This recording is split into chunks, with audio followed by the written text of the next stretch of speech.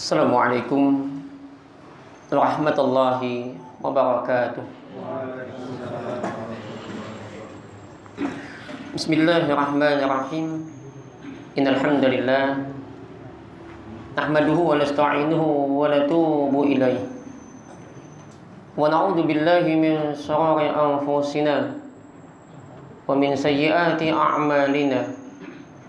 May yahdihillahu fala mudilla lahu wa may yudlil fala hadiya lahu. Asyhadu an la ilaha illallah wahdahu la syarika lahu wa asyhadu anna Muhammadan 'abduhu wa rasuluh. Allahumma shalli wa sallim ala nabiyyina Muhammadin wa ala alihi wa ashabihi. Fa inna asdaqal hadits kitabullah wa khairal hadi hadi Muhammadin sallallahu alaihi wa alihi wa sallam.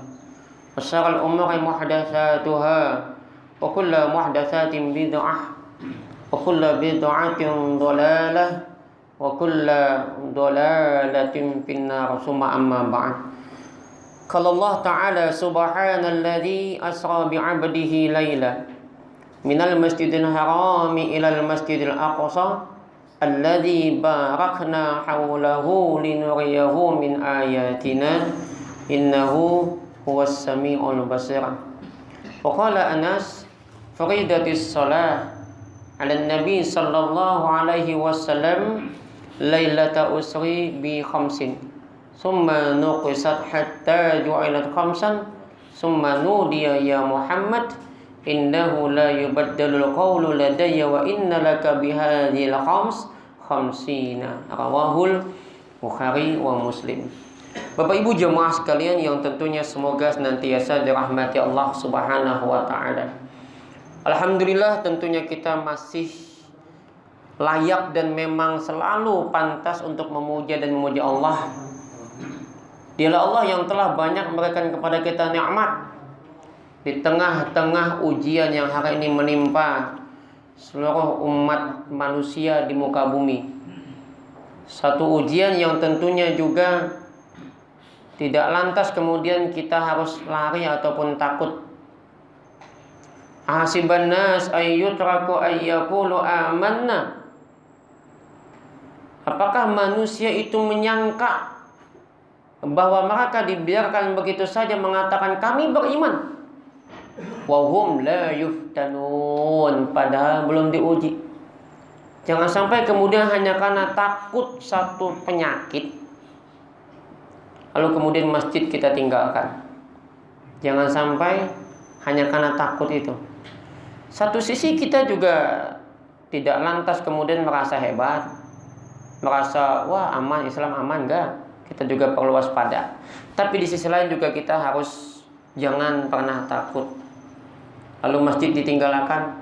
Sampai kemarin saya ketemu ustadz yang paling anom, Ustadz Khairul Anom. Itu ustadz yang paling anom di Masjid Al-Muttaqin. Kalau ustadz yang paling anom itu Ustadz Khairul Anom. Ustadz yang paling toha itu Ustadz Jubani Toha. Ustadz yang paling toha Ustadz Jubani Toha. Yang paling anom itu Ustadz Khairul Anom di Al-Muttaqin. Kata beliau sampai di Singapura itu 2 Jumat gak dijumatin, hanya karena takut ini. Beliau rencana berangkat ke Singapura sama Malaysia karena khutbah di sana. Kata beliau dibatalkan, tiket habis, hangus. Jadi tiket hangus. Nah kita jangan sampai seperti itu. Nah Bapak dan Ibu yang dirahmati Allah Subhanahu wa taala, di awal mukaddimah saya mengutip satu surah Al-Isra, surah yang ke-17 ayat 1. Ayat yang berbicara tentang Isra dan Mi'raj. Pun juga ketika kita bicara Isra Mi'raj juga sebetulnya adalah merupakan ujian. Ujian bagi orang beriman. Pada ketika orang beriman dihadapkan pada satu pilihan. Apakah akal mereka harus tunduk? Apakah mereka harus tunduk pada akal? Yang akal pada masa itu mungkin belum sampai.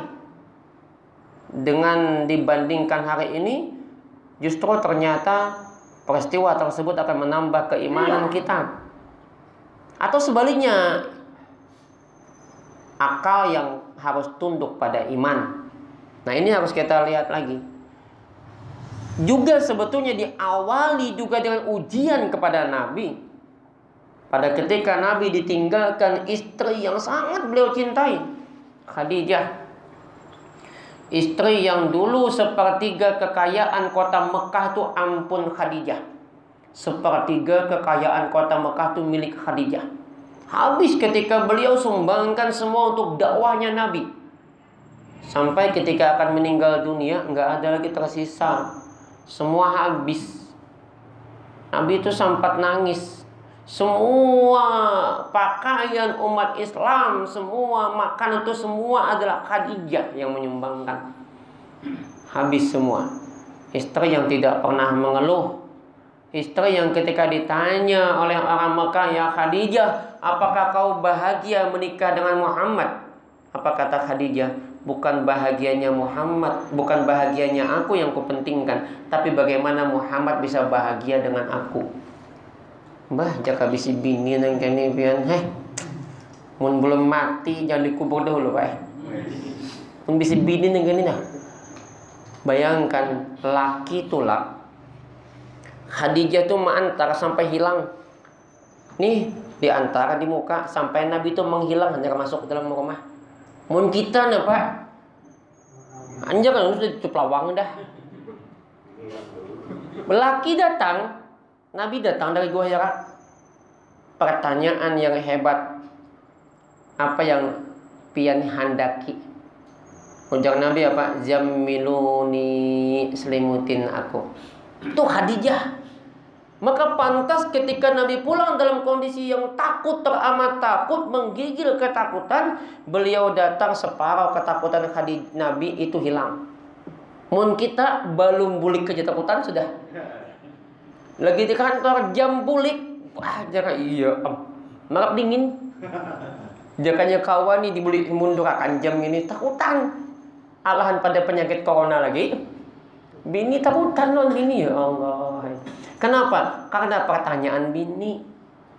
Hanya laki datang bertakon, datang di mana Ben? Atau menyambut mana duit? Kayak para takutan laki. Maka pertanyaan yang bagus itu adalah hendak apa? Hendak dipijiti kah? Hendak apakah? Hendak minum? Ayo kita minum kopi kan. Hendak makan? Ayo ke dalam kamar, ke meja makan kan. Hendak maam ke dalam kamar kan. Itu ulun yakin laki pasti ketujuh. Mbah hendak maam kan makan kah? Mbah, namun ada binian sini mung doang. Jadi sebetulnya makanya ketika Nabi sudah tenang, baru kemudian Khadijah nanya kenapa? Apa kata Nabi? Laqad khasyitu ala nafsi ya Khadijah. Aku takut akan keadaanku ya Khadijah. Aku takut Allah merendahkan aku.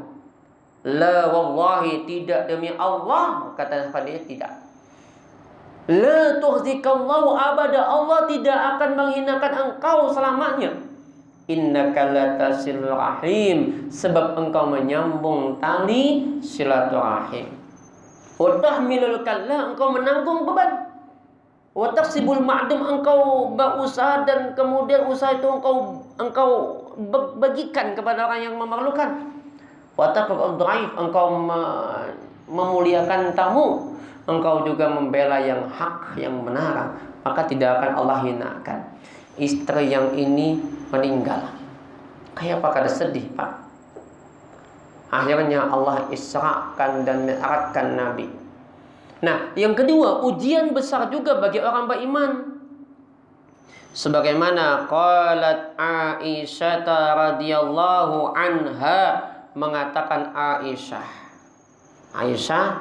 istri Nabi, yang setelah sepeninggalnya Khadijah, Nabi nikah sama Aisyah. Dan kita tahu bagaimana pernikahan dengan Aisyah itu adalah merupakan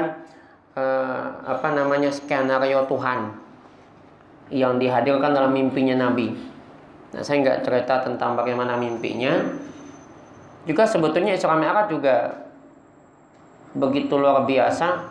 Ada peristiwa sebelum Isra Mi'raj juga pernah terjadi, diawali misalkan 5 tahun, 6 tahun sebelum Isra Mi'raj itu satu prediksi Tuhan tentang kemenangan bangsa Romawi atas Persia.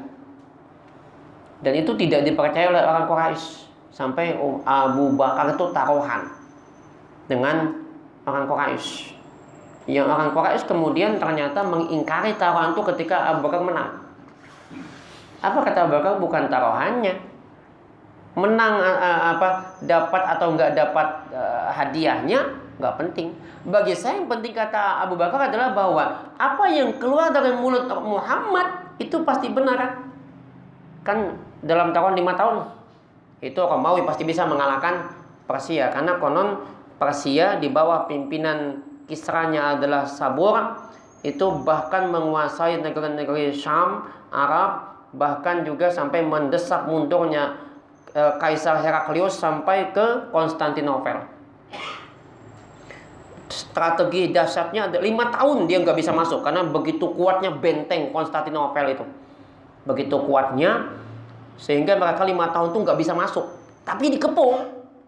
Akhirnya Kaisar Heraklius minta, ya udahlah, Sabur, udah segini lagi mengepung kami, kasih orang Banjar aja nih, udah jangan dikepung lagi lah, udah kami ganti duit aja. Akhirnya Sabur pun datang ke pasukannya, gimana nih? Heraklius nyerah, dia ganti duit aja. Kata pasukannya, ya udahlah kita belikannya sudah, capek juga kan, bete di sini kan, tapi duitnya jangan sedikit, banyakin. Akhirnya datang ke Heraklius, banyakin duitnya. Dia Heraklius kata, wah sebanyak itu, kecuali satu, aku datangin negeri-negeri, negara-negara di bawah kekuasaanku untuk minta duit. Nah ini strateginya muncul dari minta duit ini, makanya jangan terlalu serakah, ya kan? Negara Cina serakah, makan kelelawar, makan tikus, makan ular, jadi penyakit penyakit corona ini. Di samping juga ada teori konspirasi bahwa memang Cina ingin menggulung umat Islam, dibuat penyakit. Ternyata ada kebocoran di laboratorium mereka, itu sebagian. Tapi yang jelas ini karena kesombongan Presiden Cina, Xi Jinping. Ya, Xi Jinping kan namanya, Xi Jinping lah. Ya, ini Xi Jinping kalau pejabat. Itu sombong bahwa tidak ada kekuatan di muka bumi yang bisa menghancurkan Cina, karena memang dia kuat. Kekuatan militer mereka nomor 3, bahkan bisa mengalahkan Amerika, Cina itu. Tapi jangan lupa, ingat Namrud itu begitu kuatnya sombong, kekalahannya cuma dengan nyamuk. Nyamuk aja mengalahkan. Ingat juga Firaun. Jadi jangan sombong. Akhirnya dikalahkan oleh penyakit ini karena makan tikus, makan macam-macam. Dan hari ini banyak presiden Cina pun datang ke masjid-masjid hendak belajar cara sholat, cara wudhu, karena cara wudhu itu yang bisa mengantisipasi daripada penyakit corona ini. Nah maka akhirnya Heraklius pun minta satu aja, saya mau keluar dengan catatan izinkan saya membawa 100 orang ahli administrasi untuk mendatangi negara-negara di bawah pimpinan, di bawah kekuasaan Heraklius. Ternyata yang dibawa bukan 100 ahli administrasi, 100 ahli perang dan ahli pedang. Ini strateginya. Keluar dia. Ternyata kemudian dia datang ke negeri-negeri di bawah kekuasaan Heraklius. 100 orang ahli ini disuruh untuk melatih mereka. Cerdas enggak? Dia bilang berapa lama? Enggak lama. Beri waktu saya cuma 1 bulan. Tapi di tengah pasukannya dia bilang kepada pasukannya gini, menterinya segala macam, saya akan tinggalkan 1 tahun. 1 tahun. Kalau 1 tahun saya nggak balik, udah ganti kaisar lain. Ternyata setelah 3 bulan bisa dilatih, Pak. Akhirnya apa? Diseranglah kerajaan Persia langsung. Yang saat itu rajanya, kaisarnya, segala pasukannya lagi kumpul di Konstantinopel, dihancurkan. Akhirnya istrinya Sabur, anaknya semua, yang istrinya 100, bininya 100, sampai gak diingat lagi namanya bininya. Itu dikuasain dan dijadikan budak. Bahkan tiap hari dikirimkan kepala-kepalanya, pasuk kepala ini yang dibunuh oleh ini, bahwa kami menang. Dan kemudian banyak, kalau itu nanti insyaallah satu saat saya ceritakan, itu surah Rum ayat 1-7. Nah itu awalnya, sampai kemudian Abu Bakar bilang bahwa kami menang, saya menang dalam taruhan. Akhirnya orang Quraisy nggak mau ngasih. Yang jelas kata Abu Bakar adalah bahwa Saya hanya ingin mengingatkan kalian bahwa Muhammad itu yang dulu kalian percaya dia selama 40 tahun dia adalah Al-Amin. Dan bahwa hari ini dia tetap bisa dipercaya. Dia tetap Al-Amin. Selama 40 tahun kan bangsa Arab mengakui bahwa Muhammad Al-Amin. Setelah Nabi Muhammad menyampaikan tauhid, maka berubah lagi menjadi Muhammad yang pendusta, gila. Itu setelah beliau menyampaikan tauhid. Maka jangan heran pada ketika kita menyampaikan tauhid pasti musuhnya banyak. Ya. Nah, balik tadi. Aisyah mengatakan ketika Nabi diisrakan, lamma usriya bin Nabi sallallahu alaihi wasallam ila al-Masjid al-Aqsa, ketika Nabi diisrakan sampai ke Masjid al-Aqsa, paginya itu Nabi bingung gimana cara berkisah nih. Kenapa? Pastilah akan banyak mendapatkan reaksi negatif. Orang nggak percaya. Antum coba bayangkan, antum mendapatkan satu peristiwa yang di luar akal sehat pada masa itu, untuk mengisahkan pasti akan dicap pendusta. Pasti sudah susah. Ternyata lewat Abu Jahal. Oh, Muhammad Abu Jahal. Nah, apalagi kisahnya, Wak. Ini orang Banjar aja Abu Jahalnya. Berkisahlah Nabi Muhammad tentang kisah dari berangkat Masjidil Haram, mulai dari sidin lagi goreng kan, dikisahkan di situ, lalu kemudian datang malaikat, kemudian dibelah dadanya, dimasukkan iman dan hikmah, dibawa jalan kan gitu kisahnya. Kalau kisah di kampung tuh kami, Bang. Apalagi sampai Mi'raj tuh kami. Mau di kampung sampai jam 2. Maka langit tuh kayak belawang, Bian. Katuk lawang kayak belawang kan, katuk. Assalamualaikum, waalaikumsalam. Siapa yang datang? Jangan ngapain pas orang kaluan ceramah. Penyetimah datang, abahnya Fatimah. Nabi Muhammad kan itu kami di kampung pian. Belum insyaallah nih karena di Mandumai hari Ahad. Hubungan kita juga nama ada kan. Tapi di kampung. Jadi memang sengaja orang kita supaya ceritanya sesuai dengan isi tafsir ya, kada asal berkisah. Nah, Bapak dan saudara sekalian dirahmati Allah Subhanahu wa taala, akhirnya Abu Jahal mentertawakan. Dipanggil semua abu-abu. Abu Lahab, Abu Sofyan, Abu Dapur, segala macam abu dikawin. Akhirnya Abu Janda, Abu Duda. Ya, Abu Janda nih kelakuan dah sampai bocah menjanda juga. Sorban sahabati, seorang sorban. Abu Janda menghina umat Islam, seorang siapa? Ini kelompok Abu Janda juga nih. Asbaha yatahaddatsu nas bidzalik, pagi itu jadi pembicaraan. Di pagi itu dibicarakan, dipanggil semua. Akhirnya betul apa yang dihitung-hitung oleh Nabi, ternyata betul. Banyak yang enggak percaya. Karena memang susah. Padahal metode Nabi udah metode yang luar biasa dalam dunia pendidikan, itu hebat. Dalam dunia dakwah juga. Lihat, ketika Nabi mengatakan wa utitu bidabbati abyad, didatangkan kepadaku kendaraan yang warnanya sangat putih. Abyad itu isim tafdil, af'al, paling putih.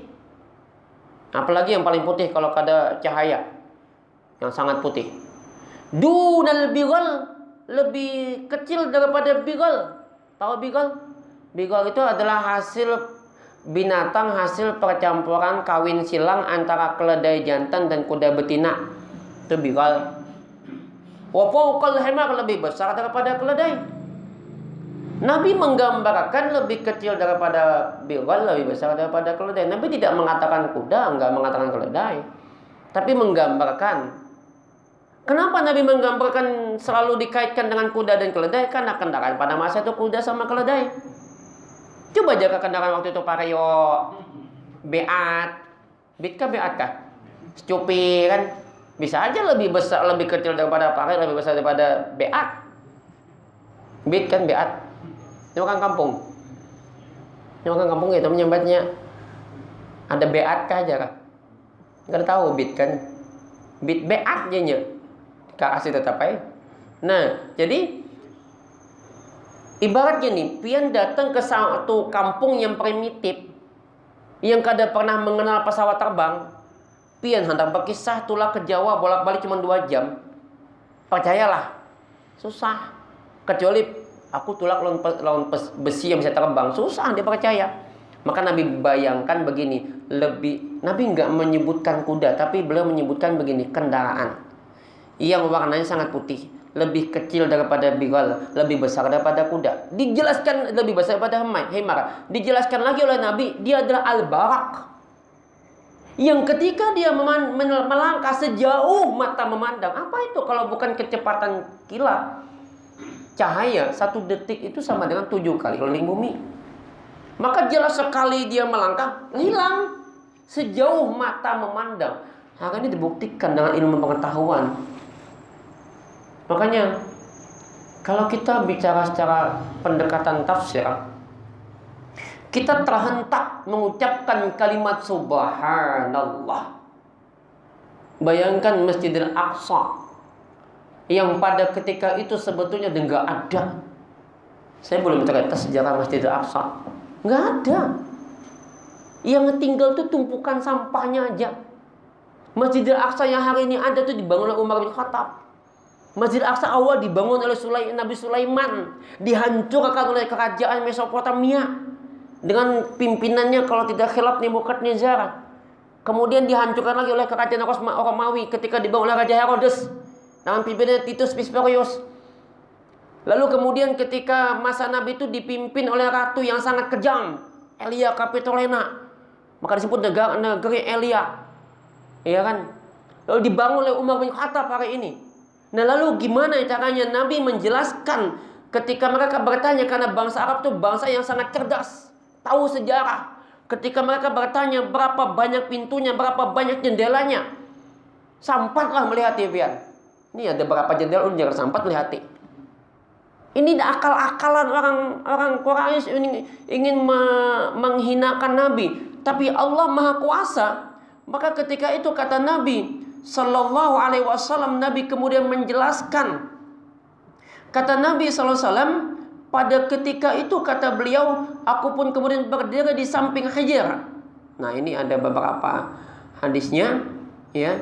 Nabi menceritakan beliau berada di samping Hijr, lalu berdiri di Hijr, kemudian diperlihatkan kepada Nabi tentang gambaran Masjidil Aqsa. Nah, sini kata Nabi, lamma kazzabatani Quraisy kumtu fil Hijr fajalallahu li Baitul Maqdis.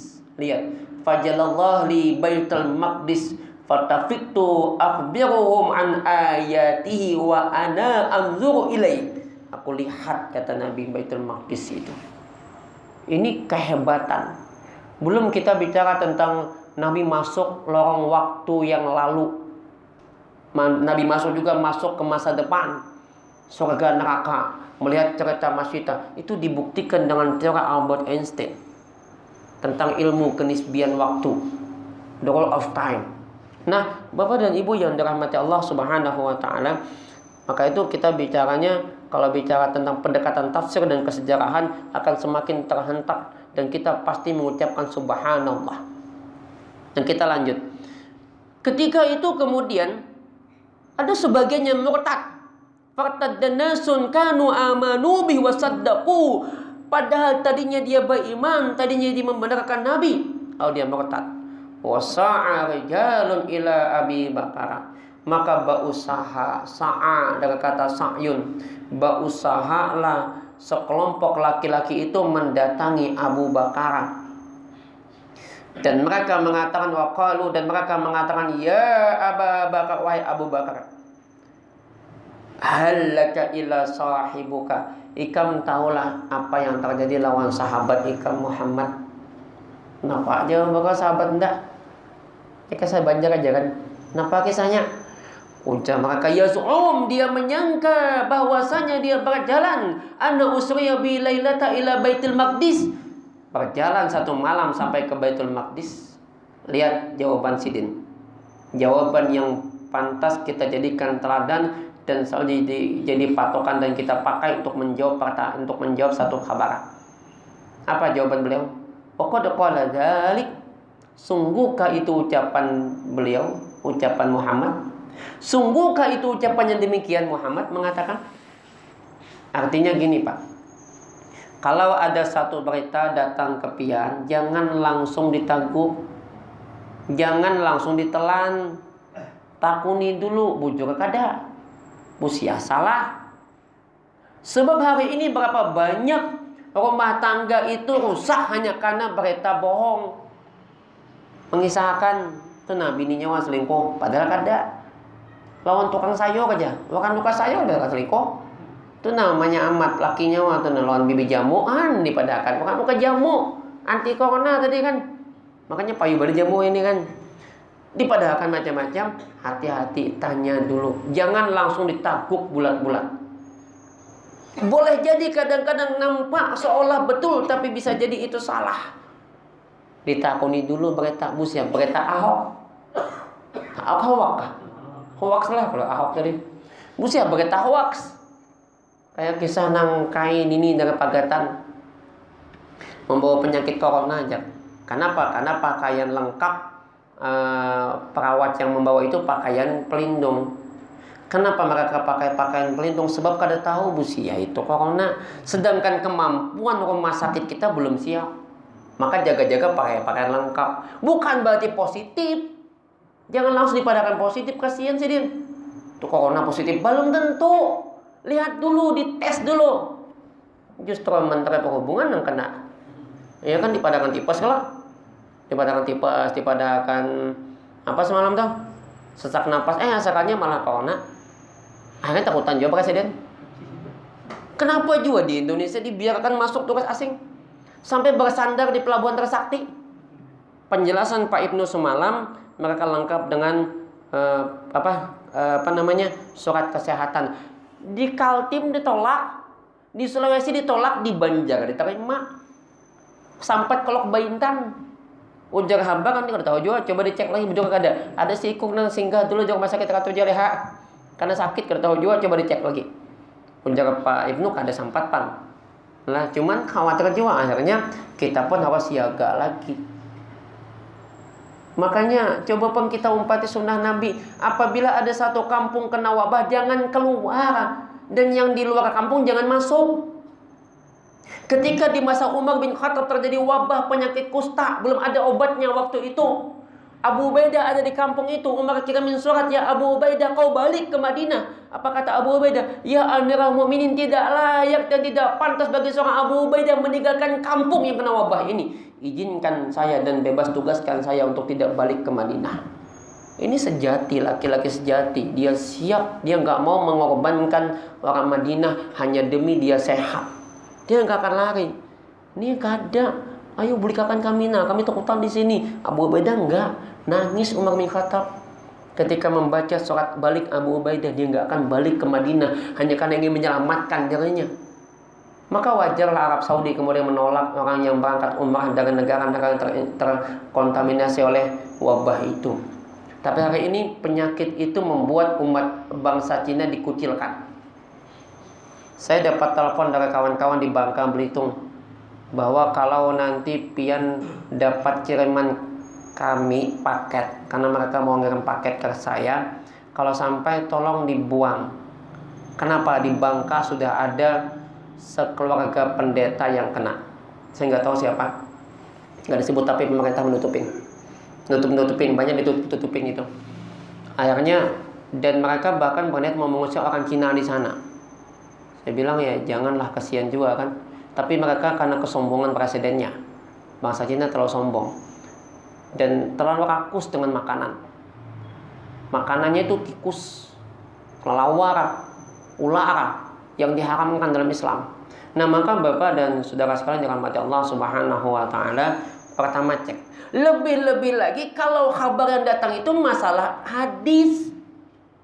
Hadis-hadis cek dulu sahih kada. Biar dapat kalau semalam kiriman WA broadcast, siapa yang puasa bulan Rajab di awal Rajab 3 hari dapat pahala ibadah 2 tahun. Dan siapa yang menyampaikan dapat pahala ibadah 80 tahun. Pilih mana pian? Ini hadisnya dahsyat betul nih. Siapa yang puasa 3 hari 2 tahun ibadah, yang menyampaikan hajat dapat 80, ternyata yang milih menyampaikan hajat. Hadis apaan nih? Hadis dahsyat betul. Jadi ulun padahakan dua pahas bulan 80 tahun ulun. Nya pahas bulan baik udah padahakan dua bini dah 80 tahun juga. Bininya padahakan dua anaknya 80 tahun juga. Anaknya berkesah pulang akhirnya Pak kadang puasanya. Ini hadis dahsyat. Ulun tahun 2007 dekat rumah ulun dulu. Rumah ulun tuh di muka tuh jalan, di higa kiri jalan, belakang jalan, di higa kanan tuh langgar dulu. Pas ulun balik dari Masjid At-Tanzur malam Ahad keempat 2007 tuh ulun telepon bini, tolong bukakan lawang di dapur, aku hendak langsung masuk. Kenapa? Karena pas kebetulan di higa tuh ada pengaji, ada Isra Mi'raj, nan ceramah Habib. Dan ulun sejujurnya hormat dua Habib. Habib ini harus kita hormatin. Sebagaimana Allah firmankan, "Qul in kuntum tuhibbunallaha fattabi'uni." Katakan hai Muhammad, in kuntum tuhibbunallah, jika kalian cinta lawan Allah, fattabi'uni, umpati aku. Siapa nama umpati Nabi? Itu Habib. Maka kita hormatinya. Kenapa? Ini ngikuti sunnah Nabi. Maka janji Allah, yuhibbukumullah, maka Allah cinta lawan kalian. Itu kalian Habibullah. Nah, kebetulan tuh Habib, mudahan betul Habib. Cuman ini banyak-banyak Habib palsu. Ini ada juga Habib tuh singkatan hantu bibinian. Ini nang ngalih, tapi kalau Habib sejati, perlu hormat. Nah, waktu itu Sidin ceramah. Mudahan muncul Habibnya lah. Jar Sidin, ini banyakannya mengaku Habib tuh. Ulun gini bilang mengaku, diakui ya bisa nih. Ya kan, hidung mancung kan. Yo, bah, pen Arab apa aja. Ulun ingat dulu waktu ulun singgah di wadah Guru Haji Ana Ramli Bati-Bati, cucu Sidin, karena ulun Guru Haji Ana Ramli Bati-Bati itu apa istilahnya ya, kayak kai lah. Beliau dulu waktu ulun lagi halus rancak, misalnya ulun melihat Sidin ke rumah Allah yarham Kiai Jarafi Hamdi berkawan berinsanakan. Jadi bila ulun singgah di Bati-Bati, singgah oleh Sidin waktu dia masih hidup. Jadi cucunya tuh seangkatan ulun. Takun pin ka anu ka tuan Arab kanya. Padahal Arab tuh ami. Kada ulun. Kadin pin mancung nyata ya mancung kan. Nah, jadi gini. Kau aja apalagi kalau ulun pakai ini, pakai sorban. Mbak bisa mencium tangan. Nah, cium tangan ulun, mencium Muhammad bisa bolak-balik mencium tangan. Kada betul. Ulun pernah ceramah di Asam-Asam Maulid. Datang ke sana, Ustaz, kayak apa ulun pemaulidan? Tolong ulun sebutin begendangnya di luar masjid. Aula tenda ya begendang, jangan di masjid. Datang aja ulun kan menyambut pakai lagu Selamat Datang Kiai. Wah, Kiai pian. Soban. Kada keciuman tangan ciumin. Itu udah saya bujuk buahnya. Dikira buahnya Habib ulun. Kan ada juga potongan kan, tapi lain banget jadi pada hari kan abut pulang kan. Nah, jadi Bapak dan Ibu yang dirahmati Allah Subhanahu wa taala, ala kulli hal begini. Waktu itu Sidin berkisah bahwa ketika Nabi Mi'raj itu makan buah di surga. Timba itu turun berkumpulan Khadijah. Khadijah itu hamil, beranak Fatimah. Maka jelas Fatimah itu bibit surga. Sehingga anak keturunan Fatimah itu enggak mungkin salah. Ini karangan orang Syiah. Maksum, kada pernah salah. Udah siap maksum tuh kada pernah salah. Maksum itu bukan kada pernah salah, bisa salah. Namanya manusia, tetapi langsung diingatkan Tuhan. Ingat ketika Nabi kedatangan tamu-tamu pembesar, lalu ada orang buta mendatangi Sidin Abdullah bin Maktum. Abasa wa tawalla an ja'ahul a'ma, ketika datang seorang yang buta. Bukan Nabi kada meherani, Pak. Nabi itu meherani siap. Nabi akhlaknya tinggi. Kada mungkin Nabi kada meherani, cuman lebih fokus ke sini. Jadi jangan dipadakan Nabi kada meherani yang buta tadi, meherani aja. Ini hati-hati loh kita. Kalau kita menganggap Nabi kada meherani, Nabi itu meherani dengan Abdullah bin Maktum. Ini sahabat muadzinnya Nabi. Ketika datang Nabi sambut, tetapi Nabi fokus ke sini. Nang buta ini kada melihat bahwa ada orang yang pembesar ini. Nah, lalu agak kurang nyaman Nabi nih. Ya kayak pian jual lah. Kalau bertamu ada pembesar, ada orang yang kada melihat, mungkin siapa asa kada nyaman. Bukan kada meherani, cuman nampak Nabi kurang nyaman. Nah, itulah kemudian ditegur oleh Tuhan. Sejak itu Nabi memuliakan Abdullah bin Maktum. sangat memuliakan orang-orang seperti ini. Nah, lalu ulun bingung di padahal karena gitu betakun ulun kok betakun bang jarak RT ustazin ustazai betakun mana aja umur lagi anum kan 2007 itu masih 28 umur kan masih semangat kayak Ustadz Umar Talib juga tuh. Karena Ustadz Umar Talib ini Ustadz yang hari ini semangat luar biasa, semangat 45. Kalau kita hendak jihad, Ustadz Umar Talib aja mimpin, menang insya Allah menang. Betul ya, ulun lihat gaya Sidin, wah itu luar biasa, tuh salut ulun dengan beliau. Makanya jamaahnya luar biasa. Jadi kalau kita hendak jihad, Ustadz Umar Talib langsung jadi panglimanya. Cuma kan ada boy jihad dulu lah, ada boy jihad. Itu Ustadz Umar Talib aja kan ya. Nah, jadi waktu itu ulun bertakun tentang ulun bertakun dulu nak Khadijah tuh waktu Nabi Mi'raj tuh masih hidup kah sudah meninggal kah? Terdiam Sidin nang menyahut anak buahnya. Hajar Sidin nang dimaksudkan Sidin tuh bukan Khadijah, Aisyah ya Sidin. Berdiri kan kada bagus kalau lah di majelis ulun ni anum masih darah manusia. Hadang dulu jangan sana kayak jalan. Tolong jangan berdiri. Ini adab jaga di masjid. Majelis tolong dijaga adab. Jangan berdiri. Kalau ulun salah tagur baik-baik. Kalau nampian masuk itu adalah Aisyah lain Khadijah, setahu ulun nang awam nih julun Aisyah tuh kan ada bisi anak. Kecuali Acil Esah. Banyak bisi anak Sidin. Diam Sidin. Jawaban ulun itu bukan berarti mohon maaf yang namanya Acil Esah ulun kada menyambat Sidin. Itu jawaban istilah bahasa Banjar itu mulu-ulu. Kenapa? Itu ulun pakai sebagai jawaban untuk melawan Sidin nang berdiri ya tadi. Artinya ulun kada takutan tuh Sidin mulul gini wani masih. Dan Sidin melihat itu pasti berpikir jawab ini orang wani nih.